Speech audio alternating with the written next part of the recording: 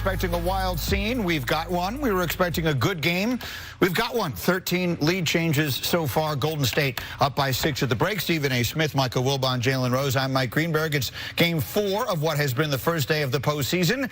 And if you see a smile on the face of the gentleman seated to my right, your left on television, it's because in his orange jacket he saw his New York Knicks win game 1 of their series in Cleveland. And Stephen A., as we take a look back at the halftime highlights of what has been a very good game between the Knicks and the Cavaliers today, what were your impressions?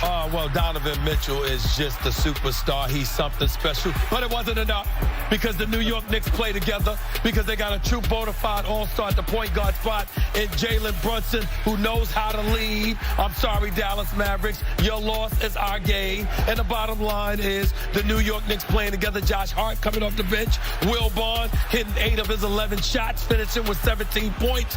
The New York Knicks neutralized the Cleveland Cavaliers. They're up 1-0. And Michael, that young man, the son of Chicago that he is, Jalen Brunson, a huge role in this win for the Knicks. Is, you know, Jalen Brunson still, after this whole season, underrated. And if you are the Dallas Mavericks front office and you're watching any of this, you have to just feel stupid. I mean, to let that kid go, I mean, he's just entering the prime of his career, just ramping up. It's amazing. He is tremendous. He organizes them and gives them something, Stephen A.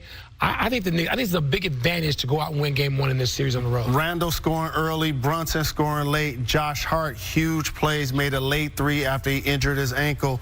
But I want to talk about the Butterfingers and the ice that it seemed like the bigs in particular, Mobley and Jarrett Allen, were playing on. Were they nervous, you think, Taylor? They were physically outmatched. They seemed to be intimidated, and they didn't give Donovan Mitchell the support he deserved. So the Knicks took game 1 in the Eastern Conference.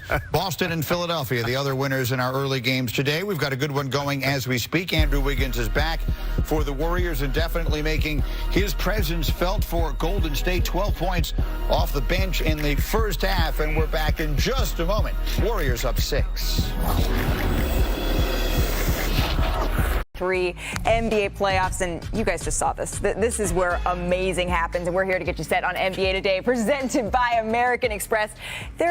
You know it's a big show. Yes, sir. When the man, the myth, the legend is in the building. Stephen A. Smith, Chiney Ogwumike, Kendrick Perkins is going to be joining us in just a little bit. And there are so many questions heading into these playoffs that I think we need to look at, we need to address, we need to answer before the clock that's behind me hits 0. So let's start in the West here, guys, because it feels, at least to me, like this is as wide open as the West has been in years. For you, though, Stephen A., what is the #1 question in the West? Well, actually, I have 2. Our first question is, why isn't Kendrick Perkins out West? That's the first question. I mean, he should have been here. Why am I here? He's not here. But we'll discuss that another day. The other question would be this. Is this the end for the Golden State Warriors? I think it's a legitimate question. I refute it. It is not the end. The Warriors are still a team to be reckoned with. They will be a team to be reckoned with for the future. But a lot of people out there got a lot of questions about them. They haven't been able to win on the road this year. Had just about 11 road victories. We know how awful they were away from San Francisco. And obviously, they're not going to have home court advantage in any of these series. What are they going to do? That's the question. I believe I know the answer because I believe in these boys. But that is a question. Stephen A., you know you always pick the Warriors. You did it last year, and you looked like a savant, a genius, a basketball aficionado, which you are. But now you have a question for them, even though you probably are still picking them. Let me just say, I want to start things very nicely, because I know you always say that we treat... I'm in the middle. Well, I got to be in the middle between y'all. Y'all sandwiching me. You're plotting against me. No, we're not. We're friends here. And your feelings are fluid. So I'll get to my answer. In the West, the big question, as it's very fluid in the West, is really the Phoenix Suns. Can they get it done? When you acquire someone to the talents of Kevin Durant, who did not just have a 50, 40, 90 season, he had a, 55, 40, 90 season, made history in 47 or so games, the expectation is automatically championship no matter where you go. So my question is, can these guys, after acquiring Kevin Durant, which we love Devin Booker, Chris Paul had some better games as the season sort of winded down. DeAndre Ayton is another question within the question. Can he show up and hold things down with that youthful exuberance and spirit in the post? Can this iteration of the Phoenix Suns that really gambled and put all of their chips in the middle of the table to get Kevin Durant really make this a championship year? I know the pressure feels like it should be this year. It could be later, but I think all eyes are going to be on them because they know the implications of such a decision. Well, particularly this first-round series against the Clippers. When the Clippers are shorthanded here, it feels like, okay, maybe we want to see this. This could be something. You don't ever want to bet against Kawhi Leonard, but then when you look at the firepower on the other team, it feels like that's a foregone conclusion. For you, Perk, what's the biggest question out west?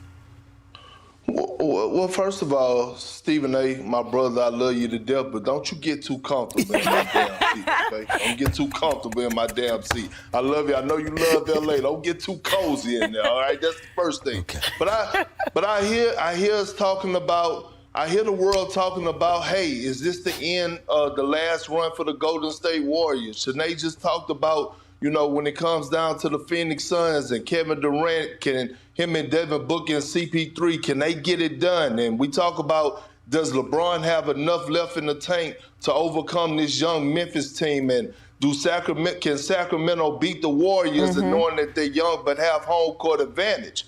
Well, the team that has the best record in the Western Conference is the Denver Nuggets. Yes, it is. And why the Denver Nuggets don't have us talking about them and they're the number one seed? Is it because their coach has called them out plenty of times on being soft? Because they have all the pieces. They have a two-time MVP in Jokic. They have Jamal Murray and Michael Porter Jr., who are all-star caliber players. You have Jeff Green, Bruce Brown, and Aaron Gordon, guys that fit perfect around their system, and a good coach in Michael Malone. So the question is that what are the Denver Nuggets doing that we're not talking about them for as being the favorite, for as representing the Western Conference? That is my question. Well, they fell off. They fell off those last few weeks for the regular season. Yeah. We understand that there was an injury to Jokic. There's no doubt about that. But they tailed off a bit.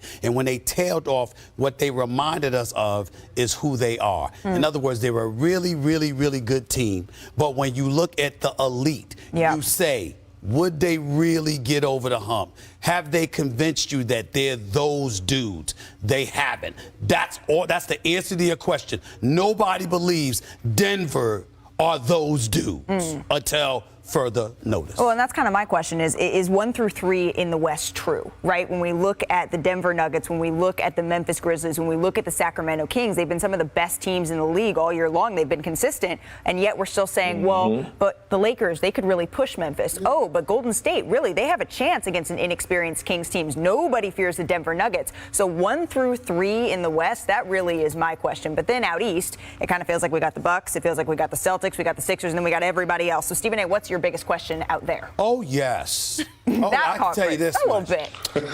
In the Eastern Conference, ladies and gentlemen, are the Philadelphia 76ers going to finally complete the process? Now, as a person that worked in Philadelphia for 17 years, I was so appalled. It's a true story, no exaggeration. I was so appalled, I called up and ultimately paid a visit to the league office because I was so appalled at them throwing games years ago. It was ridiculous. They were losing on purpose. It was embarrassing, and they had to change it, okay? Well, you sat up there, Fultz, Ben Simmons, Embiid. We waited years for all of this. Embiid is that dude. He's my league MVP. You got Harden. Maxey can ball. You picked up the Anthony Melton. You got Shake Milton, okay? You look at the pieces that they have in place.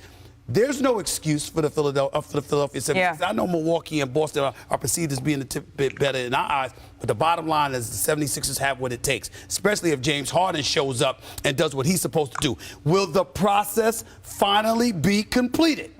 That is the question. And the implications if it's not, right? Because Joel Embiid, he's leading the league in scoring for the second straight year as a center, which is very remarkable. Again, this is my MVP, Joel Embiid as well. If I had a vote, hey NBA, hey Adam Silver, give me a vote. I would love one. I would appreciate it. I would cherish it. But then also I think the implications of, all right, if they don't get it done, what happens? Because you have those rumblings